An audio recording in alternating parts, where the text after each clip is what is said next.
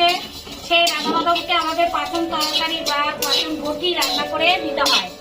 এই পাচন বটি দিনটাই আছে শিবের গাজন এবং 14 সংক্রান্তির দিন আমাদের পাচন বটি করতে হয়। সব রকমের তরকারি, সব রকমের সবজি দিয়ে আমাদের এই তরকারিটা বানাতে হয়। খুব টেস্টি খাবার। এটার মধ্যে কি আছে মা? কি কি সবজি আছে এটার ভেতরে? সব কুমড়ো, লাউ, বেগুন, সমস্ত কিছু সবজি আছে। জিরে দেওয়া হচ্ছে, জিরেটা ভেজে নিতে হবে। কি এটা যেটা ভাজা হলো? ধনে ধনে ধনে ভাজা হয়েছে ওটা।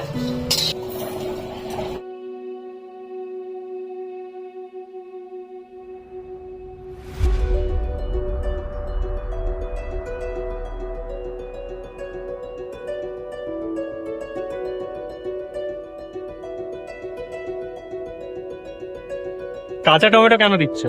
কাঁচা টমেটো তরকারিটা যাতে একটু স্বাদ হয়। সব জিনিসপত্র একটু নষ্ট হয়ে যাবে। টমেটো ঘুম আসবে। আমরা নববর্ষের আগে এটা খাই কেন? পাচন এটা জানো? নববর্ষের আগে খাই যেহেতু এটা হচ্ছে কি বসন্তকাল, বসন্ত উৎসব যায়, নতুন পাতা গজায়, তার জন্য এটা আমরা একটা ওষুধ। সেই সময় বসন্ত এই রোগ দেখা দেয়, তার জন্য আমরা সব রকমের আনাজ দিয়ে সবজি দিয়ে এই তরকারিটা খাই। কিছুটা কষানোর পর এবার আমি লবণ দিলাম, পরিমাণটা বোঝা যায় তো, তার জন্য কিছুটা কষানোর পর লবণটা দেওয়া হবে, পরিমাণটা বোঝা। এটা কি দিচ্ছ? এটা একসঙ্গে কাঁচা জিরে, আদা, কাঁচা লঙ্কা বাটা পেস্ট করে দেওয়া হলো। এটা হালকা হালকা মিষ্টি মিষ্টি হবে, প্রত্যেকে খেতে পারবে এই তরকারিটা। বাচ্চা থেকে একদম বয়স্ক বুড়োরাও পর্যন্ত খেতে পারবে, কোনো অসুবিধা নেই। বছরের একটা দিন এই পাচন তরকারি কবে আসবে এই দিনটার জন্য আমরা অপেক্ষা করে থাকি খাবো বলে। আর কালকে আমরা হাট বাজার থেকে এই সবজিগুলো সব কিনে নিয়ে এসেছি। সবজিগুলো আমরা হাট বাজারে তিনজনা মিলে কিনে নিয়ে এসেছি। গন্ধ পাচ্ছিস? ঠাকুরকে প্রথমে দেবো, তারপরে আমরা খাবো। আমাদের রাধা মাধব আছে বাড়িতে, আমাদের কুলদেবতা।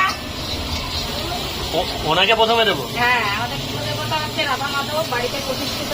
আমার শ্বশুর শাশুড়ি প্রতিষ্ঠা করেছে, সেই ঠাকুরকে আমরা এটা দেবো, দিয়ে তারপর আমরা নিজেরা তাকে খাবো।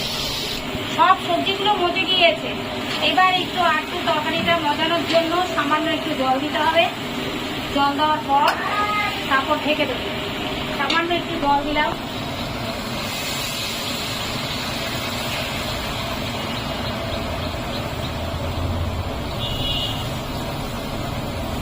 সামান্য একটু জল দেওয়া হলো, এবার তরকারিটাকে একটু ঢেকে দেবো, মজবে ভালো। এবার ঢাকাটা দিয়ে ঢেকে দিলাম, তরকারিটা ভালোভাবে মজবে বলে সব নরম হয়ে যাবে। কতক্ষণ লাগবে এটা সিদ্ধ হতে? 5 মিনিট। 5 মিনিট পর সিদ্ধ হয়ে যাবে, তাই তো? তারপরে মশলা দিতে হবে।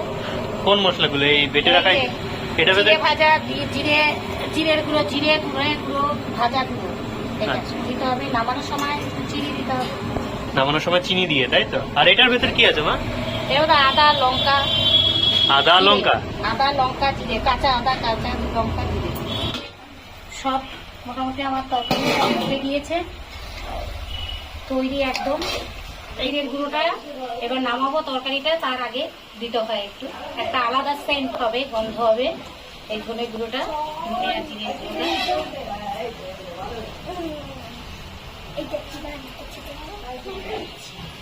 এটা একটা আলাদা রকম সেন্ট। এমনি প্রতিদিন তো আমরা বাড়িতে মাছ তরকারি রান্না করি, খাই, কিন্তু এটা একটা আলাদা টেস্ট। আপনাদের যদি এই রেসিপিটা ভালো লাগে তাহলে আপনারা আমাকে কমেন্ট করে হ্যাঁ, রেসিপিটা কেমন লাগলো। আশা করি ভালোই লাগবে। যারা মাছ তরকারি খেতে ভালোবাসেন তাদের কাছে সত্যি এই তরকারিটা খুবই খেতে খুব ভালো লাগে। এরকম সচরাচর তরকারি কেউ বানায় না, খায় না, বছরে একবার আমাদের বাড়িতে হয়। আমরা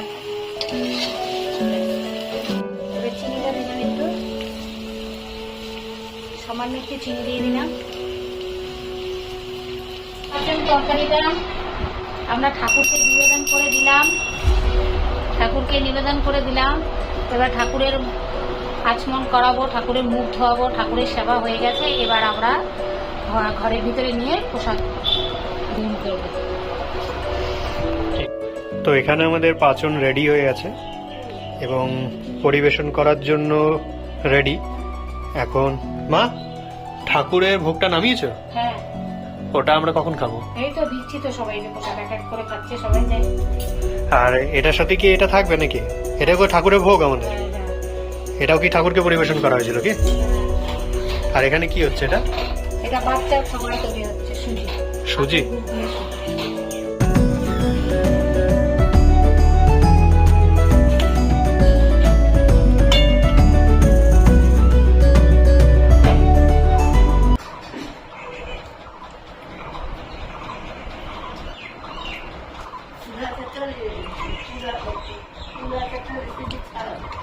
দুধ দিয়ে সুজি।